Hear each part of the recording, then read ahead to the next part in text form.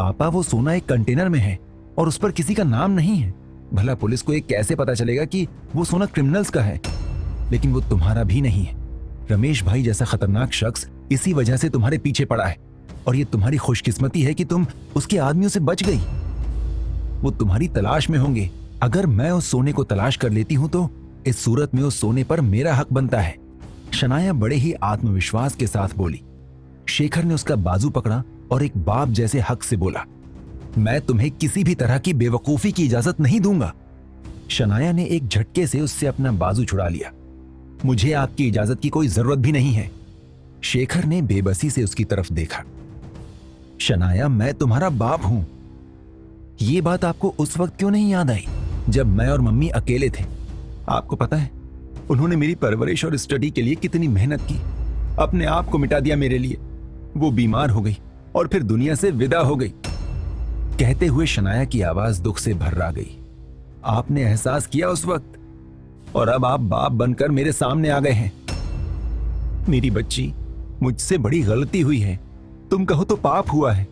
शेखर ने जैसे उसके आगे हाथ जोड़ दिया। लेकिन अभी तुम जो कर रही हो या करने जा रही हो, इससे उन बातों का कोई संबंध नहीं है। सोचो, आज अगर तुम्हारी मां जिंदा होती तो क्या वो तुम्हारा साथ देती? इस पर शनाया चुप रही। फिर उसने कहा, पापा, बात बहुत आगे बढ़ चुकी है। अगर हमने सोना हासिल नहीं किया तो मुझे खुद को पुलिस के हवाले करना पड़ेगा और उसके बाद मैं जिंदा नहीं बचूंगी। बेटे, अगर मामला सिर्फ दौलत का है तो मेरे पास काफी दौलत है। तुम्हें इसके लिए सोना हासिल करने की जरूरत नहीं है। शनाया झिझक रही थी, जैसे उसने कुछ छुपाया हो, और फिर उसने गहरी सांस लेकर कहा, पापा, एक प्रॉब्लम और है। हमने उस सोने का सौदा एक पार्टी से कर लिया है। यूं समझ लें कि वो रमेश भाई से कम नहीं है। अगर उसे सोना नहीं मिला तो वो भी हमारा दुश्मन हो जाएगा। शेखर परेशान हो गया। मैं समझ पा रहा हूं कि तुमने ये क्या किया है। क्या तुम्हें कोई समझाने वाला नहीं था? नहीं पापा, मैं हमेशा से ही अकेली रही हूं। शनाया के अंदाज में तंज था। तुम्हें इस आदमी ने मिसगाइड किया है। शेखर ने राजा की तरफ देखते हुए तल्खी से कहा, पापा, ये मेरी मदद कर रहा है। शनाया को शेखर की यह बात बुरी लगी थी। मदद कर रहा है या तुम्हें जुर्म के दलदल में फंसा रहा है? शेखर ने तीखे लहजे में कहा। दूसरी पार्टी से कांटेक्ट कैसे हुआ? राजा जानता है। शनाया ने कहा। वो सोने के बदले क्या दे रहे हैं? शेखर ने पूछा। $1 मिलियन। शनाया ने कहा। तुम्हें क्या मिलेगा? शेखर ने पूछा। आधा, शनाया ने जवाब दिया। यानी लगभग 5 करोड़ रुपए, शेखर ने कहा। शनाया, सिर्फ मेरी फैक्ट्री की वैल्यू इससे कई गुना ज्यादा है। छोड़ो इन चक्करों को और मेरे साथ चलो। शनाया ने तीखी नजरों से उसे देखा।